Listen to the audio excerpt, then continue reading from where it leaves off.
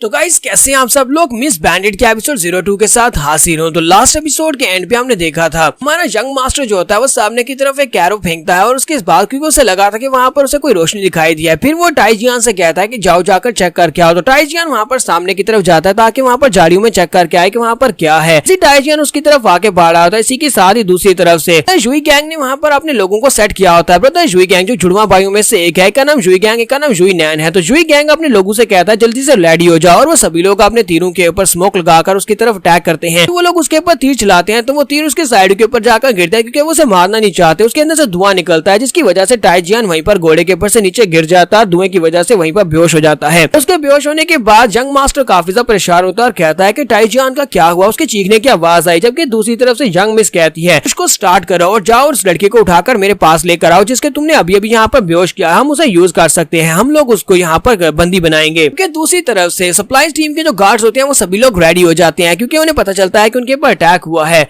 इस बैंडिट के पास जो दूसरा जुड़वा ब्रदर होता है उसे कहती है जुई नैन, मैं चाहती हूँ कि जाओ जाकर तुम दुश्मन के ऊपर अटैक करो, उनकी कोर फॉर्मेशन को डिस्ट्रॉय करो, कोशिश करना कि ज्यादा लोग ना मरे, ना उनकी साइड से ना हमारी साइड से, और सामान को लूटना और सामान को लेकर निकल जाना। जुई नैन उसे कहता है कि यंग मिस आपको बिल्कुल परेशान होने की जरूरत नहीं है, मैं सब कुछ संभाल लूंगा, मैं अभी जाता हूँ। जबकि दूसरी तरफ यंग मास्टर कहता है अंकल ब्याओ आपको क्या लगता है क्या ये जीरोंग ट्राइब्समैन के लोग हैं, क्या ये जीरोंग कबीले के लोग हैं। ब्याओ से कहता है कि मुझे ऐसा बिल्कुल भी नहीं लगता कि ये लोग जीरोंग कबीले के लोग हैं, मुझे तो लगता है कि ये कोई आम से बैंडिट्स हैं। ब्याओ क्योंकि आर्मी स्पेशलिस्ट होते हैं तो वो उसे कहते हैं क्योंकि उन लोगों ने हमारे वीकेस्ट पॉइंट के ऊपर अटैक किया और साथ ही हमारे ऊपर मेन फोर्सेस के ऊपर अटैक किया और साथ स्मोक स्क्रीन का भी इस्तेमाल कर रहे हैं। मुझे लगता है कि उनके पास ज्यादा लोग नहीं है, उनके पास लोग बहुत ज्यादा कम है, इसी वजह से वो लोग स्मोक स्क्रीन का इस्तेमाल कर रहे हैं। मुझे लगता है कि वो आसपास किसी छोटे मोटे गाँव के बैंडिट्स हो सकते हैं। तो इसी के साथ यंग मास्टर से कहता है अगर ऐसी बात है तो फिर ठीक है, मैं टाइजियान को बचाने के लिए जाने वाला हूँ। तो अंकल ब्याओ उसको पकड़ लेते हैं, उनसे कहते हैं नहीं यंग मास्टर तुम नहीं जा सकते। हो सकता है कि उन लोगों ने जानबूझकर कोई सीक्रेट ट्रैप बिछाया और तुम्हें किडनैप करना चाहते हो, तुम्हें किडनैप करने के बाद वो हमसे और भी ज्यादा पैसा ऐंठ सकते हैं, इसी वजह से तुम्हें वहां पर जाने की इजाजत नहीं है, तुम वहां पर बिल्कुल भी नहीं जा सकते। मैं वहां पर जाता हूँ और जाकर जान को बचाकर लेकर आता हूँ। तो यंग मास्टर से कहता है लेकिन अंकल ब्याओ वो लोग यहाँ पर हमारे पास से हमारा सामान लूटना चाहते हैं, मैं चाहता हूँ कि आप यहाँ पर रुकर सामान की रक्षा करें, जबकि टाइजियान को मैं खुद ही जाकर बचा लाऊंगा क्योंकि मैं इतना स्पेशल तो हूँ ही, मैं जहाँ पर इतनी ज्यादा कल्टीवेशन इतनी ज्यादा तलवारबाजी तो जानता हूँ कि मैं जाकर टाइजियान को बचाकर ला सकूं। आपको पता है कि मेरी स्पीयर की टेक्निक कितनी ज्यादा अच्छी है, मैं भाले के साथ बहुत ही अच्छे अटैक करता हूँ और मैं इनविंसिबल हूँ। अंकल ब्याओ से कहते हैं नहीं यंग मास्टर, तुम्हें याद होगा कि यहाँ पर आने से पहले तुमने अपनी माँ से क्या वादा किया था कि तुम किसी भी मुश्किल में नहीं पड़ोगे और मुश्किल से दूर रहोगे और सही सलामत वापस आओगे। अगर तुम इसी तरह करते रहे और वहाँ पर जाकर तुम्हें चोट लग गई तो फिर मुझे बताओ कि मैं वापस जाकर तुम्हारी माँ को क्या जवाब दूंगा। मैं वहाँ पर जाकर कॉन्सिक्वेंसेस को बर्दाश्त नहीं कर पाऊंगा क्योंकि तुम्हारी माँ बहुत ज्यादा गुस्सा हो जाएंगी। मास्टरों से कहता है कि लेकिन अंकल ब्याओ देखो तो सही, हमारे पास हमारा फ्लैग है जिसके ऊपर हमारे क्लैन का नाम लिखा हुआ है, हम लोग टाई क्लैन से हैं, लेकिन इसके बावजूद वो बैंडिट्स जो हैं वो हमसे डर नहीं रहे। इसका मतलब यह है कि उन्हें हमारे क्लैन की बिल्कुल भी फिक्र नहीं है। अगर वो लोग हमारी टाई फैमिली की रिस्पेक्ट नहीं करते तो मैं जाकर उनको सबक सिखा कर आऊंगा और उनको बताऊंगा कि टाई फैमिली का यंग मास्टर होने के नाते उन्हें हमारी टाई फैमिली की रिस्पेक्ट करनी चाहिए। तुम्हें तो कहा कि उन लोगों के पास ज्यादा लोग नहीं है और वो आसपास के गाँव के छोटे मोटे बैंडिट्स हैं, तुम्हें परेशान होने की जरूरत नहीं है, मैं वहाँ पर जाऊंगा, सब कुछ ठीक रहेगा। अंकल ब्याओ तो इस बात को बिल्कुल भी मानने को तैयार नहीं होते। इसी के साथ ही हमारा यंग मास्टर से कहता है अंकल ब्याओ अपने पीछे देखो, तुम्हारे पीछे दुश्मन है। तो अंकल ब्याओ जैसे पीछे की तरफ घूमता है पीछे देखने के लिए। इसी के साथ ही हमारा यंग मास्टर अपना घोड़ा लेकर वहाँ से भाग जाता है। तुम्हारा यंग मास्टर वहाँ से जाते हुए अंकल ब्याओ से कहता है अंकल ब्याओ तुम्हें बिल्कुल परेशान होने की जरूरत नहीं है, मैं टाइजियान को बचाकर जल्दी वापस आने वाला हूँ, तुम्हें बस यहाँ पर इस सामान को बचाना होगा, देखना सप्लाई का सामान चोरी ना हो। क्योंकि अंकल ब्याओ पीछे से जलाकर उसे कह रहे थे यंग मास्टर तुम मेरी बात सुनते क्यों नहीं हो, मैं हमेशा तुम्हारी भलाई की बात करता हूँ। जबकि यंग मास्टर सोच रहा था ये हमेशा मुझे एक छोटा बच्चा ही समझता है, लेकिन मैं ये कर सकता हूँ, मैं टाइजियान को बचाकर ला सकता हूँ। अंकल ब्याओ अपने लोगों से कहते हैं चलो जल्दी से यंग मास्टर के पीछे चलते हैं ताकि यंग मास्टर को जाकर बचाया जा सके। तो उसके गार्ड से कहते हैं लेकिन हम लोग वहाँ पर नहीं जा सकते, पीछे वाली साइड से हमारे पर अटैक हुआ है। ब्याओ कहते हैं मुझे बताओ कि यहाँ पर कितने ज्यादा लोग हैं। वो कहता है तकरीबन 100 के करीब लोग होंगे जो कि हमारे पर अटैक कर रहे हैं। तो अंकल ब्याओ कहते हैं मतलब यह है कि हम लोग यहाँ पर एक डिसएडवांटेज में हैं, तो फिर ठीक है हमें यहीं पर रुककर इनका सामना करना होगा। उम्मीद करता हूँ कि यंग मास्टर वहाँ पर सेफ रहेंगे और उनका सामना जिसके साथ वो कमजोर होना चाहिए ताकि उसे हराकर टाइजियान को बचाकर ला सके। इसके साथ अंकल ब्याओ कहते हैं चलो फिर ठीक है हमें वापस जाकर बैक साइड के ऊपर जाकर उनका सामना करना होगा। जबकि नेक्स्ट सीन हमें माउंटेन के ऊपर का दिखाया जाता है, जहाँ पर जुई गैंग ने टाइजियान को पकड़कर उसको रस्सी से बांध दिया होता है और उसका आर्मर भी उतार लिया होता है। वो कहता है कि यंग मिस, मैंने इसको अच्छे से बांध दिया और इसका आर्मर भी उतार लिया, हमारे लोग उसको यूज कर सकते हैं। तो यंग मिस उसे कहते हैं चलो ठीक है, तुमने बहुत अच्छा किया। मिस उसे कहती है लेकिन बेवकूफ कहेंगे, तुमने सारी की सारी रस्सी एक ही बंदे पर यूज कर दी, हमें किसी और को भी बांधना पड़ सकता है। फिर साथ ही वो उससे पूछती है अच्छा मुझे ये बताओ कि तुम्हारे छोटे ब्रदर से कोई न्यूज आई क्या, उसने वहाँ पर कुछ हासिल किया या नहीं। तो वो कहता हाँ मुझे उसके पास से न्यूज आई है, उन लोगों ने वहाँ पर तकरीबन 10 कार्स के ऊपर कब्जा कर लिया है, 10 सप्लायर्स की कार्स को चोरी कर लिया है। यंग मिस उसे कहते हैं चलो फिर ठीक है, इतना काफी है, हमारे लिए 10 कार्स काफी है, चलो जल्दी से अब हॉर्न बजाओ और उन सभी को वापस बुला लो, उनको बोलो कि हम वापस जा रहे हैं। कहता है क्या वाकई में हम लोग अभी वापस जा रहे हैं, वैसे यहाँ पर इन सभी के पास सारा सामान लूटना भी मुश्किल नहीं है, हम लोग सारे का सारा सामान भी लूट सकते हैं। यंग मिस उसे कहती है नहीं उन सभी लोगों को वापस बुला लो, कहीं ऐसा ना हो कि वहाँ पर फाइटिंग के दौरान मेरे यंग मास्टर के चेहरे के ऊपर कोई निशान आ जाए या फिर उस बेचारे को चोट लग जाए, इसी वजह से उनको जल्दी से वापस बुला लो। जुई गैंग उसी वक्त अपने पास से हॉर्न निकालता है और उस हॉर्न को बजाने लगता है। जैसे वो हॉर्न को बजाने लगता है इसी के साथ ही यंग मिस उसे कहती है रुक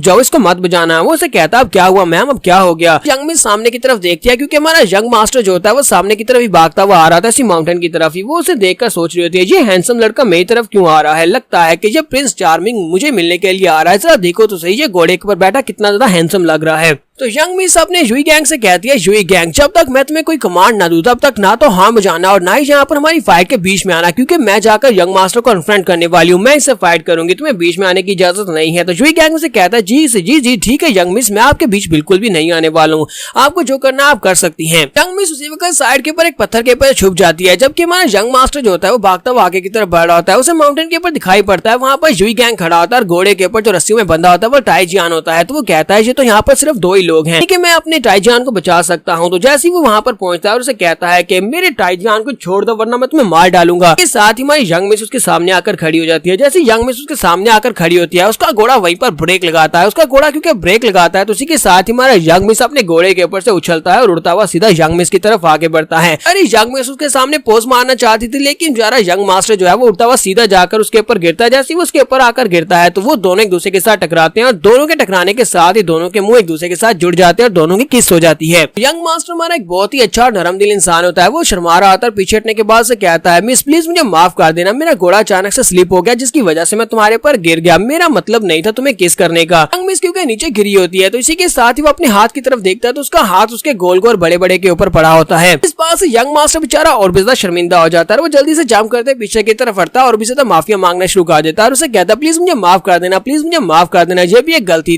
गलती थी, मैंने जानबूझकर कुछ भी नहीं किया। यंग मिस उठकर खड़ी हो जाती है और उठने के बाद उसे कहती है कि तुम्हारा घोड़ा यहाँ पर स्लिप हुआ, तुमने एक स्लिप होने के बाद मेरे ऊपर गिरे, मुझे किस किया और उसके बाद तुमने मेरी इज्जत लूटने की कोशिश की। जबकि यंग मास्टर बेचारा वहाँ पर अपने ऊपर थप्पड़ मार रहा था और कहता है कि ये मुझसे क्या हो गया, ये मैंने क्या कर दिया, मैंने किसी लड़की की इज्जत लूटने की कोशिश कर दी। दूसरी तरफ जुई गैंग काफी ज्यादा गुस्सा हो रहा था और टाइजियान वहाँ पर सोच रहा था कल ब्याह तुम कहाँ पा रहे हो, तुमने बेवकूफ यंग मास्टर को यहाँ पर क्यों भेज दिया, ये हमारा बेवकूफ यंग मास्टर ये खुद भी यहाँ पर किडनैप होने वाला है। हमारी मिस बैंडिट आगे बढ़ती है, यंग मास्टर का हाथ पकड़ती है और मोटी मोटी आंखों के साथ उसके सामने आपको बहुत ज्यादा बेचारा साबित करते हुए उसे कहती है यंग मास्टर ये तुमने क्या कर दिया, तुमने अभी भी यहाँ पर मुझे किस किया, अब मैं तुम्हारे बेबी के साथ प्रेग्नेंट हो गई हूँ और अब तुम्हें मेरी सारी की सारी जिम्मेदारी उठानी पड़ेगी। ये बात सुनने के बाद यंग मास्टर जल्दी से अपना हाथ छुड़वाता है, फिर साथ ही एक जोरदार चीख मारता है और कहता है ऐसा कैसे हो सकता है, जबकि हमारी यंग मिस सोच रही होती है कि इसको बेवकूफ बनाया जा सकता है, वो सोच रही होती है लगता है इसको बेवकूफ नहीं बनाया जा सकता। लेकिन इसी के साथ यंग मास्टर अब आगे बढ़ता है, उसका हाथ पकड़ता है और उसे कहता है लेडी प्लीज मुझे माफ करना, मेरी वजह से तुम प्रेग्नेंट हो गई, तो भाई ठीक है मैं तुम्हारी सारी की सारी जिम्मेदारी उठाने को तैयार हूँ, मैं अपने बेबी को यहाँ पर इस तरह तो बिल्कुल भी नहीं छोड़ सकता। तो हमारी यंग मिस बेचारी और भी ज्यादा हैरान हो जाती है और कहती है ये तो वाकई में बहुत बड़ा बेवकूफ है, मुझे तो लगा था कि ये सिर्फ और सिर्फ एक यंग मास्टर है जो बेवकूफ दिखाई देता है, लेकिन ये असल में वाकई में एक बेवकूफ निकला। यहाँ पर हम लोग अपनी मिस बैंडिट के एपिसोड 02 का एंड करेंगे और नेक्स्ट एपिसोड में देखेंगे क्या वाकई में हमारा यंग मास्टर इस बेबी की रिस्पॉन्सिबिलिटी उठाएगा जो कि अभी इनके किस करने की वजह से पैदा होने वाला है।